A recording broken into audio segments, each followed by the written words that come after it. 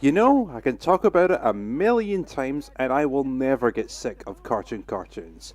That nightly 2-hour block was just my heaven.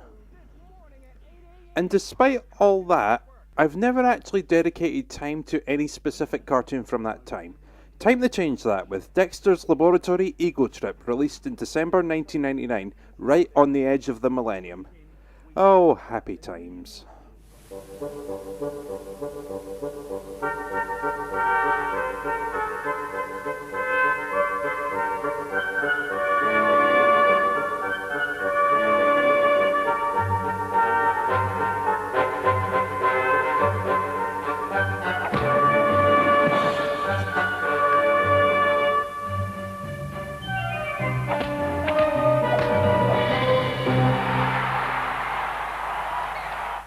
That clip from D-Dimensional is one of my earliest memories from Cartoon Network, dating back to the turn of the new millennium, an absolute fantastic time for TV.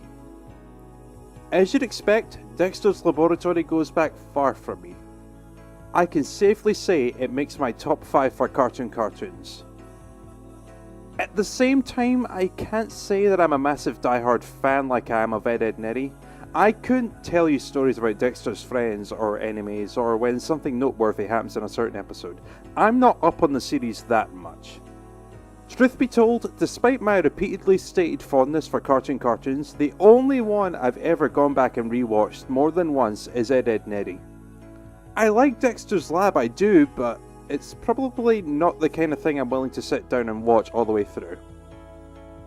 Then again, this is coming from the guy who was willing to rewatch Kim Possible more than once in half a year.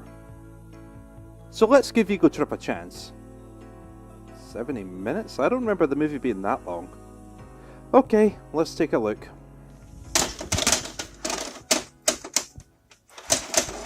Fuck.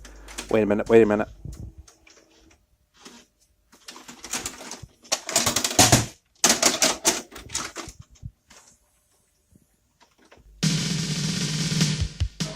As always, opening promos. Harry Potter and the Philosopher's Stone. I talked about it with the last video I covered. My views haven't changed, I assure you, and I doubt they ever will at this point. I'll watch it, but I'm not going to call it one of the best. Oh boy, it's a Pokemon promo for the first 10 volumes of Indigo League. Son of a bitch. I'm going to have to cover Pokemon sooner or later. But not now. This is nostalgic, sure, but it's not the right time. Not yet, anyway. Video certificates, yes, I don't care. I'm 25, I have no children, I don't have to care. Game over? Oh right, so this is why the video runs for 70 minutes. Before the movie, there are 4 short Dexter's Lab episodes. Game Over, Dream Machine, Dollhouse Drama, and The Big Cheese, all from Season 1. Why are there 4 episodes? I don't know. It's a Dexter's Lab video, so it probably makes sense to promote the TV series. I mean, I never saw that happen with the Powerpuff Girls movie, but whatever. Do I have much to say about these 4 cartoons? Not really. Dexter is taken hostage by an Atari game, he builds a machine to give him a nightmare-free sleep, he shrinks himself down to doll size and loses touch with reality, and a broken record machine forces him to speak nothing but one French phrase. Omelette de fromage. Morning, Poophead! Omelette de fromage! Omelette de... There are a few things I could note. In Dream Machine, the sight of Dee Dee scribbling on that paper at a high enough speed to light the paper on fire is fucking hilarious, and I don't care who knows it. Also, in The Big Cheese, not only did Dexter have an incredibly convenient test, but his math teacher has no neck. Look at that, that's just not healthy. It's like Billy's dad in Billy and Mandy. And 30 minutes later, we finally make it to the movie. One night, and wherever this movie is set, while Mom and Dad play Twister downstairs, Mandark attempts to steal the Neuroatomic Protocore, a dangerous invention with enough power to provide near-infinite energy to any electrical device, but is thwarted by Dexter. He boots Mandark out of the house and returns to work.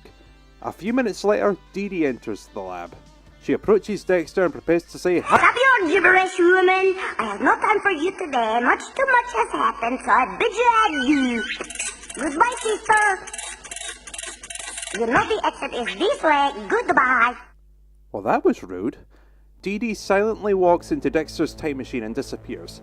At the same time, out come a group of dangerous-looking robots.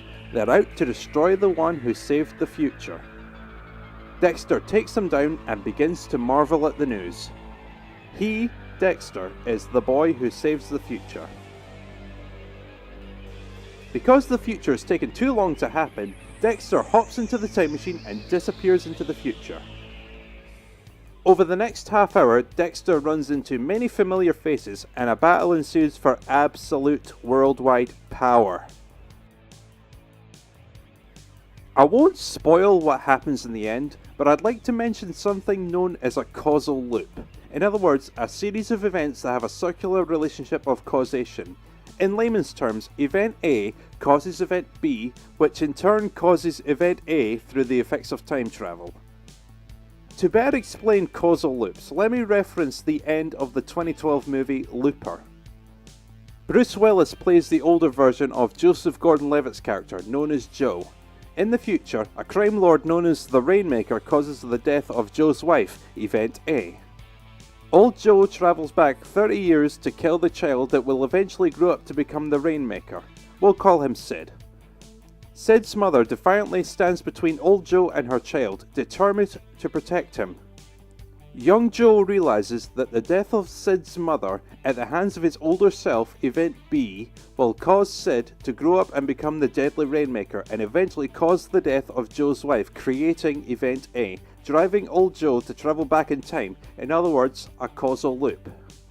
If you've never seen Ego Trip, apply that logic to the movie and you can probably figure out the ending. If that's not enough, take note of where Dee Dee goes at the beginning of the movie. That takes us to the end of Ego Trip. Is it a good movie? Sure, it has its moments. Is it the best Cartoon Network movie? No, that honour goes to Ed, Edd n Eddy's Big Picture Show. Other than that, I'd say it's more kid friendly than the Powerpuff Girls movie because that movie was dark. Is it better? Probably. I don't hate the Powerpuff Girls movie, but when it comes to cartoons, I do prefer light-hearted comedy over dark and depressing any day. Which explains why I love Big Picture Show. So that's Dexter's Lab Ego Trip. Harmless cartoon fun. The TV show still has a pleasant charm, and if you enjoy it, you should be able to enjoy Ego Trip. Now, there's a Thomas and Friends video I'd like to cover.